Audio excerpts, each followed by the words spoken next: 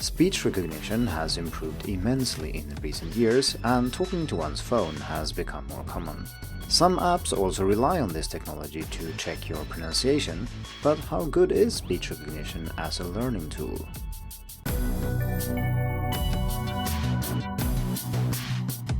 Hello and welcome to the Hacking Chinese podcast.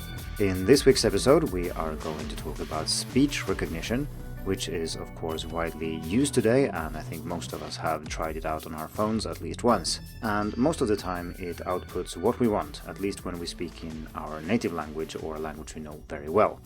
That doesn't necessarily mean that speech recognition is useful for learning pronunciation though. So if you use the speech-to-text function on your phone and you say something and it transcribes what you say into Chinese characters, do you really know that your pronunciation is good if it gets it right? It could be that it's too lenient, for example. Or the other way around, if you say something and your phone gets it wrong, could it be that the phone is just not very good at picking up Chinese? Or is it that your pronunciation is bad? So in this episode, I will share some thoughts about this and also some experiments I made with both native and student audio to check how good Android and iOS phones are at transcribing things that, native speakers and students say.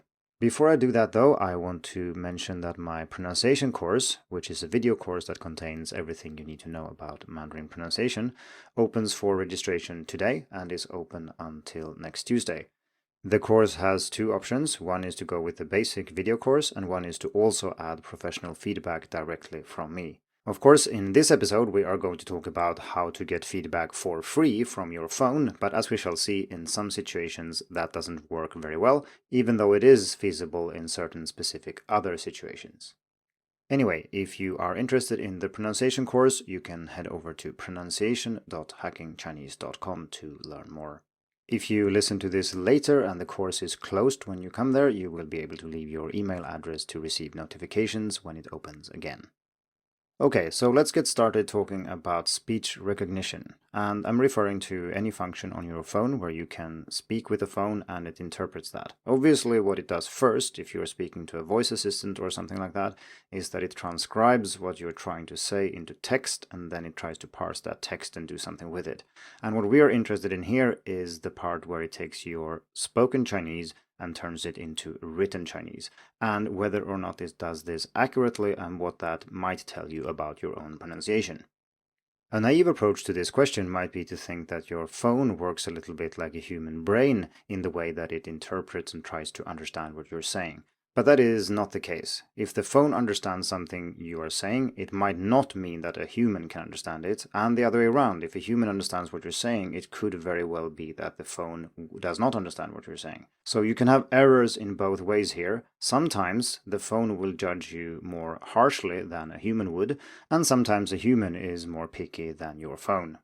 Let's look at two differences to begin with. The goal of speech recognition is to provide text that is the most likely candidate for what you try to say. So for example, if you just say random things or make noises, it will still try to transcribe that into the language you have selected for your input, even if it doesn't make any sense at all, and even if a human listener would understand nothing and have no idea what you were saying, because you are indeed not saying anything meaningful. Another difference is that speech recognition works with a lot of data, not just from you, but also from other users. And of course, it could be argued that our brains also work with lots of data because our ability to understand is based on thousands of hours of listening to meaningful talk in our native language or other languages that we speak, but this still pales in comparison with the amount of data that underlies the speech recognition on your phone and that was used to train it. This also goes beyond sound, of course, because remember, the goal is to present the thing that you were most likely to say, and that also includes grammar and vocabulary. And you can easily check this by using the auto-completion on your phone. So you write something like, I want a, and it will fill in a noun, and then it will keep writing a sentence that kind of makes sense, syntactically at least.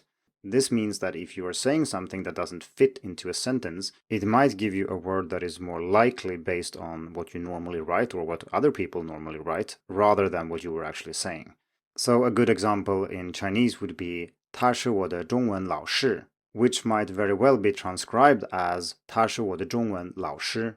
because that makes sense. The difference here being that in the first case, I deliberately said 老师 with a fourth tone, and in the second one, I said 老师 with the first tone correctly. Now, 老师 is a word meaning always or often, which I could have said here, but it doesn't make any sense in this sentence and it doesn't fit at all. So when I just tried this on my phone, it outputs 老师 correctly, even though my tones were off. A human listener would probably also understand this sentence even though the tone was wrong, but you can see here that speech recognition on your phone is not just a simple matter of transcribing exactly what you say. There's a lot more going into the output than that.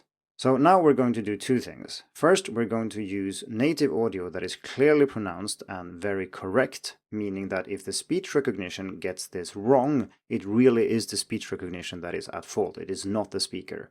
Then we're going to do the opposite. We're going to use student audio and see what happens.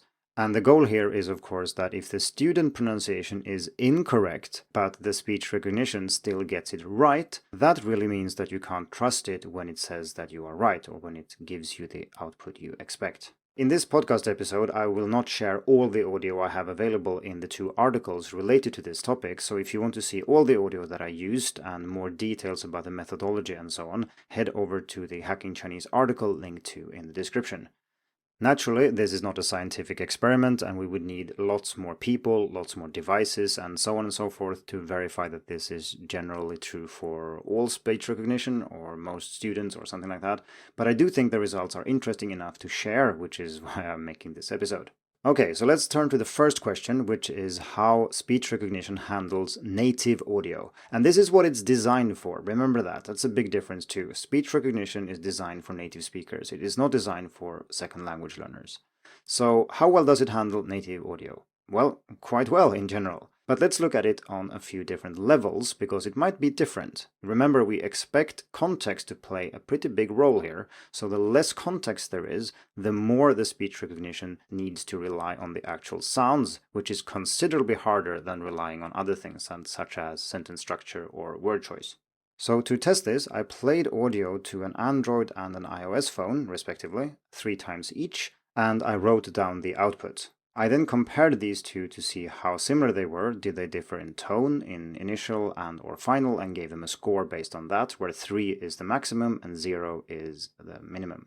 So how did the phones do when it comes to single syllables? This actually went better than I expected, and both phones got it right in all cases except 1 or 2, and those were third tones. These were recording as the dipping variety, and the words in question were and ü. Android tended to parse these as 2 syllables, which is obviously wrong, and iOS tended to just input something completely different, like for it put in which is not very close either. But overall, they did quite well with a score of 80%, and except for the third tones, they got everything right, so quite good so far. So what does this mean for you as a learner? It means that even if you have perfect pronunciation, the speech recognition might still get it wrong sometimes, especially if it's a third tone. But in general, if you have really good pronunciation and you say something to your phone, 1 syllable at a time, it will on average generally get it right. Now, a friendly reminder here, we're talking about what happens if the audio is perfect. If we have audio that is not perfect, the speech recognition might still get it right, so you don't know if your pronunciation is good just because the output is what you expected it to be. That's what we're going to explore in the next question. But let's continue with native audio here and look at what happens when we go to 2-syllable words. This is maybe the least exciting of all because, as we expect, the more context we have, the better it should be. So with native audio, so someone saying 2-syllable words, both Android and iOS got, well, everything right. Nothing to complain about here. So from a learner perspective, this means that if your pronunciation is really good, you should expect speech recognition to spit out correct 2-syllable words. If it doesn't, it probably means that your pronunciation isn't as good as you think it is. So finally, let's turn to phrases. What happens if you have a native speaker saying normal everyday phrases? How good is Android and iOS to transcribe these correctly? And again, we have even more context now, so it's even more likely that it's correct, and indeed, we find that both Android and iOS get all the sentences right.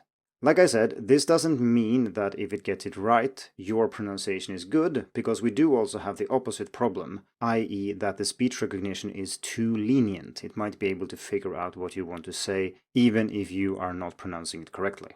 So let's do this again, but now we're going to use student audio, which has some errors, and we're going to compare how I judge their pronunciation versus how Android and iOS assess their pronunciation. Well, of course, the phones are not trying to assess their pronunciation as such, but we're using this comparison. So what are they trying to say? We're writing down what the phone spits out, and we're comparing them. So what did it get right? What did it get wrong? And indeed then, if you use this as an assessment of your own pronunciation, how accurate would that assessment be? So like for the native speaker audio, let's start with single syllables. So I'm playing single syllable audio from students participating in my pronunciation course, the first round, and I'm then looking at what iOS and Android spits out as the most likely candidate. To give you some idea of what the student audio sounds like, here are a few samples, and if you want the whole set of audio I used for the experiment, you should check out the article linked to in the description. So what you will hear now are a few samples, first of single syllables, then words, and then phrases, and you will hear the native speaker first, then student A, and then student B, and then we will continue with the experiment. Native speaker. 波侧 耳腹 Student A. 波侧耳腹 Student B. 波侧耳腹 Native speaker. 脖子耳朵老师 Student A. 脖子耳朵老师 Student B. 脖子耳朵老师 Native speaker. 房租一共是1510元，麻烦你把盐递给我。Student A. 房租一共是1510元，麻烦你把盐递给我。Student B.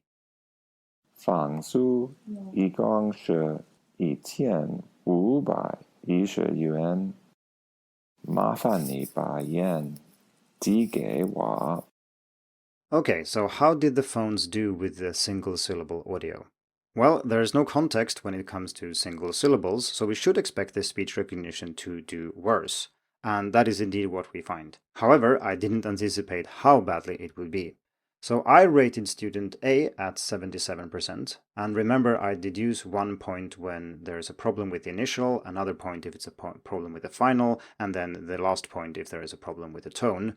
So the maximum score is obviously 100%, and if you say got every single tone wrong, you would have about 2/3 correct answers, and if you got only the initials right but everything else wrong, you would have 1/3 correct answers. So I judged student A to have 77%. So that's about 1 error per syllable on average. However, both Android and iOS were quite harsh here and only got around 50% correct. So that means that if you would have used Android and iOS to assess pronunciation here, you would think that your pronunciation is actually considerably worse than it is. For student B, the same thing happened, but much, much worse. So I gave this student a rating of 60%, which means on average that you have something wrong on every syllable and then something wrong on some extra syllables. Android gave this student 7%, so that's almost all wrong. It didn't get hardly anything right, not even a single tone or syllable right. And then iOS did slightly better, but still only 20%, so that's almost everything incorrect there. It was basically 1 word that was correctly transcribed. So what does this mean for you as a learner? Well, it means that if Android and iOS cannot understand what you're saying when you're dealing with single syllables, your pronunciation might not be as bad as you think. You cannot really use your phone to check this. Naturally, I'm cheating a bit when I'm doing the assessment personally, which is what I'm comparing with here, because I know what they are trying to say, because I gave them the words, obviously. And I know what they're saying, so I'm checking against my mental representation of what this is supposed to sound like, and I deduce points when it doesn't match. But what the phone is doing is essentially starting from scratch. They don't know anything about what they're trying to say. although I'm quite sure that most of these syllables would be recognizable by a native speaker, although they might get the initial wrong, tone wrong, or final wrong depending on what the problem with the pronunciation was. But they wouldn't just give random syllable that is completely unrelated. So the phones are unreasonably bad here. Okay, let's move on to two-syllable words. And as most of you probably know, Mandarin Chinese has a strong preference for two-syllable words, so this is where you should spend lots of your energy when practicing, and this is a better way to assess pronunciation as well, at least for the basic stuff. So the pattern here is slightly better, meaning that I agree with the phones quite a lot when it comes to assessing the pronunciation here. Obviously, it's not perfect, but we don't expect it to be. But for example, I gave student A 63% in total, and Android ended up at 60 and iOS at 67, which means we are reasonably close. Still, here we can see an important difference in that I can give a nuanced answer in the sense that I can say that this does sound like 了解, but with a slightly incorrect tone, whereas the phone usually either gets it completely or it guesses something different, which will give you a very bad score. It seldom does something in between. And this is related to the fact that it's choosing between likely candidates here. And that is very important because that's not what I'm doing when I'm assessing someone's pronunciation. So for example, we have the word 随机 here, which means random, but both students failed to rise on the first tone and said something like 随机, which sounds more like a low tone. So I simply noted that this is correct, except for the tone on the first syllable. However, what both iOS and Android did here is to guess a completely different word that was closer, well, based on the data they are doing this on, and that was something like 水机, so literally water machine, water cooler or water purifier or something like that, depending on context. And this is not what they're saying, and it's pretty clear that it's not this sound. It's just that there is no word that has a clear S sound, as in 水, but has a third tone, so 随机. There is no such word, which means that the speech recognition can't really output this, even if it would like to, as it were. Instead, it will take the word that it thinks is the closest or the most likely candidate here, which was a completely different word, which means that it will give a much harsher judgment than a human would. The phones had slightly more problems with student B, where I gave 53%, and the phones got 30 and 40% respectively. And I think this might be related to worse audio quality, or it could just be something related to the speaker's voice or something like that. Again, the problem here when using this for assessing your pronunciation is that the phone doesn't really try to do that. It just tries to spit out the most likely candidate. And if that is a completely different word, then so be it. And then you will think that your pronunciation is considerably worse than it actually is. So in general, for the two-syllable words, I think it's important to note that the answer here is going to be very binary. It's going to be either you're very good or you are not very good, but you don't know how good you are if you're in that category, because it will simply spit out a word, and either it's exactly the word you were after, or it's another common word that is not so close to that word in pronunciation, but which is still more likely than anything else. So finally, let's round this off by looking at phrases. So how well do they handle student-pronounced phrases? And here we should expect it to do slightly better, of course, because we have more context here. So hopefully it is even better than for the words. And that is indeed what we find. For student A, I agree with the speech recognition almost entirely except for one of the sentences, where I give 0 points, which means that I think there are enough answers to just drag down the score until it gets to 0, whereas both the phones thought this was perfectly fine, meaning that it gets the sentence, even though it was badly pronounced. And that is probably because it was a very predictable sentence, meaning that even though there were some issues with the pronunciation, the phone was still able to guess the right answer, or there were no other candidates that were more likely. And the pattern was exactly the same for student B, at least when it comes to Android. For some reason, iOS really doesn't like this person's pronunciation, and it rated it as 0, meaning that none of the sentences were transcribed correctly, not a single one. And that is a bit weird. I'm not sure what the reason is. Maybe it is what I said, maybe it's related to audio quality, or I don't really know, but it got everything wrong. Okay, so let's zoom out a bit and see what the answer to the original question is. Like, can you use your phone to assess your pronunciation? That's what we want to know, right? And I've talked about this now for a bit, and it might be a little bit confusing to keep track of all this. Like I said, you can check the written version. There are 2 articles, and they lay out these results in tables and so on if you want to look at that. But let's summarize a bit by looking at some things that I learned from this. So the first one is that speech recognition is next to useless for single syllable words. Yes, if your pronunciation is near native or very clear, you should expect the phone to get it right. But under other situations, even if you're just slightly off, you can get a completely incorrect answer and you will think that your pronunciation is worse than it actually is. So single syllables, not so good.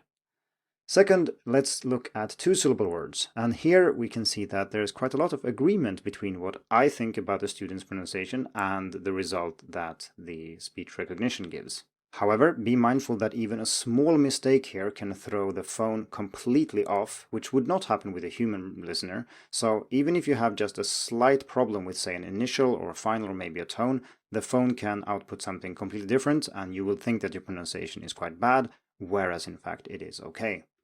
Third, when it comes to sentences, we can clearly see that speech recognition is way too lenient. If you say a phrase and the phrase is kind of normal, it's not just a deliberately weird sentence or something like that, you can expect Android and iOS to transcribe what you're trying to say accurately, even if you have lots of problems. And you can have fairly serious problems before it really gets it wrong, depending a little bit on what word you get wrong and so on and so forth. But in general, speech recognition is too lenient here. And this, of course, comes back to the purpose of speech recognition, which isn't to assess your pronunciation. It's just to be as good as possible at trying to understand what the human is saying or trying to transcribe what the human is saying. It doesn't matter what lengths it has to go through to get there. It can rely on all sorts of data and so on and so forth. And it will just try to give you the best result possible every time. And the more context it has, the better it is at this. And I don't know how this will develop in the future, but this kind of trend will probably still be there. So the more context you have, the less you can trust the assessment, as it were, that you get from your phone. So my advice in general is, yes, you can play around with these types of features on your phone. Try using the voice assistant in Chinese. It's a good challenge. And if your pronunciation is already quite good, you should expect your phone to get it right almost every time. The worse your pronunciation is, the less you can rely on this though. It goes both ways, obviously, so you shouldn't be too discouraged if the phone gets it wrong, because it's quite likely that a human would have understood what you said. On the other hand, you should also be aware that the longer the things you say get, the more likely it is that your phone will guess what you're trying to say and give you the right answer, even though your pronunciation is quite bad. As I said earlier, I've done this experiment with 2 phones, 1 native speaker and 2 students, so obviously this might not be true for all of you listeners, but I'd be very interested to hear what your experience is with using voice input on your phone. So if you have done that and have some ideas to share, head over to the article on Hacking Chinese and leave a comment. Thank you for tuning in to the Hacking Chinese podcast. If you like this episode, please share it. More information and inspiration about learning and teaching Chinese can be found at hackingchinese.com. See you in the next episode, and until then, good luck with your studies.